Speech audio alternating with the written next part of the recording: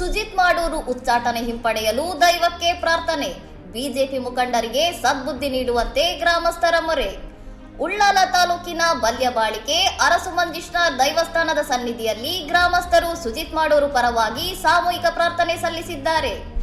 BJP ಪಕ್ಷವು ಸುಜಿತ್ ಮಾಡೂರು ಅವರನ್ನು 6 ವರ್ಷಗಳ ಕಾಲ ಉಚ್ಚಾಟನೆ ಮಾಡಿದ್ದು, ಈ ಕ್ರಮವನ್ನು ಹಿಂಪಡೆಯಬೇಕೆಂದು ಭಕ್ತರು ಒತ್ತಾಯಿಸಿದ್ದಾರೆ.